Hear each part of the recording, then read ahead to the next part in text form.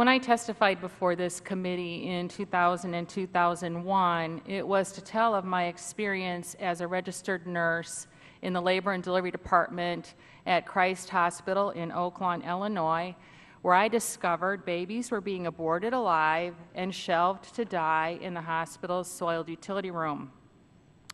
Among other familiar faces that I see here today is Congressman Nadler, who was a member of the committee at that time, as he indicated earlier, and he said that he was appalled by the incidents I described and found them heart-wrenching. Indeed, I was traumatized and changed forever by my experience of holding a little abortion survivor for 45 minutes until he died, a 21 to 22-week-old baby who had been aborted because he had Down syndrome. Since then, other appalling stories of abortion survivors either being abandoned or outright killed have been trickling out. The Kermit Gosnell case provides further evidence that the lines between illegal infanticide and legal feticide, both via abortion, have become blurred.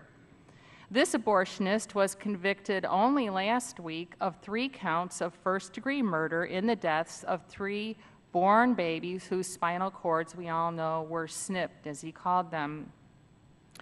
Also last week came the revelation and photos from 3 former employees who allege that Houston abortionist Douglas Carpin routinely kills babies after they are born by puncturing the soft spot on their head or impaling the stomach with a sharp instrument, twisting the head off, or puncturing the throat with his finger.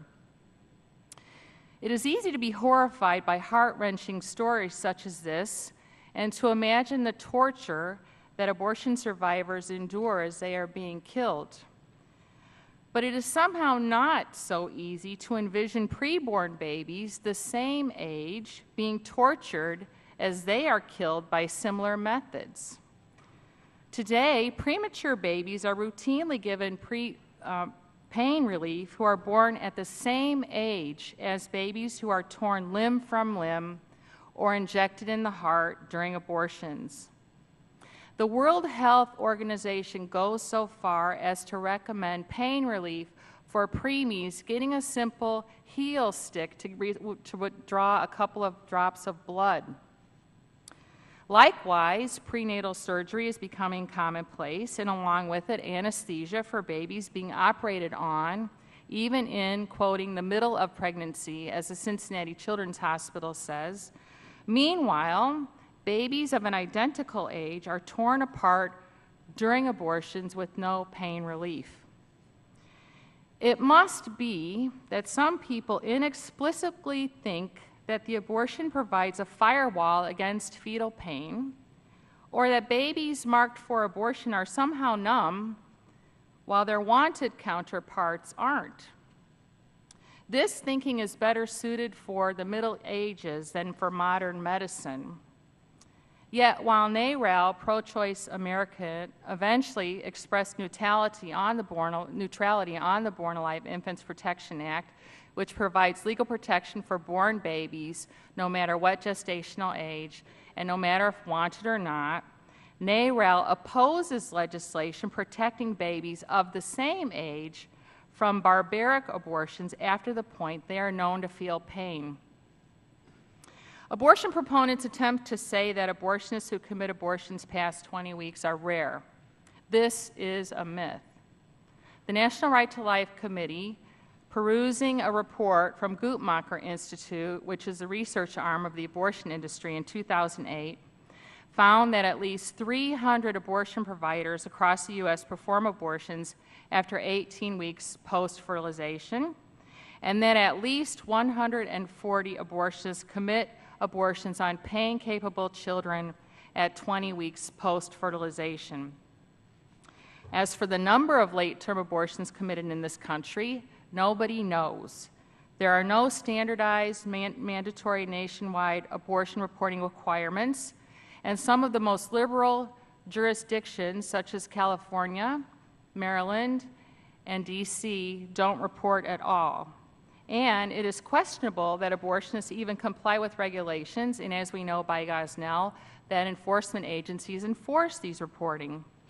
For instance, when the Elkton, Maryland office of abortionist Stephen Brigham was raided in 2010, investigators found 35 fetuses in his freezer, but there were no medical records documenting 33 of those abortions, much less reporting. The Gosnell grand jury report said that between 2000 and 2010, Gosnell reported only one second trimester abortion, when we know that he probably committed thousands of late-term abortions during that decade. No one knows how many abortions are committed after 20 weeks, so it is false for anyone to claim that they are rare. It is also a myth that late abortions are mostly committed on babies with handicaps, although being handicapped is certainly no excuse for torture. Dr. Leroy Carhart, who commits abortions in Germantown, Maryland, just 30 miles from here, was caught on tape by Live Action stating he routinely commits elective abortions at 26 weeks. Saw 4 this week, Carhart quipped to the Live Action pregnant investigator, also joking that he uses a pickaxe and a drill bit to kill older babies. Only 2 blocks from the White House, late-term abortionist Cesar Santangelo told a pregnant Live Action investigator he would kill her healthy 24-week-old preborn baby by snipping the umbilical cord, which is the equivalent of cutting the hose off of a scuba diver, causing death by slow asphyxiation. His website states that he will commit dilatation and evacuation abortions up to 26 weeks. Having actually held a little abortion survivor, I cannot imagine standing there in the soiled utility room and tearing him apart to hurry up his killing. I expect that that thought horrifies everybody here. But this is what is done to others just like him on a daily basis, their excruciating fate determined simply by geography. Our nation makes progress when we put an end to senseless, disparate treatment of anyone, and certainly the most vulnerable in our midst. It is time we apply this standard to preborn babies, such as what I've described. Thank you.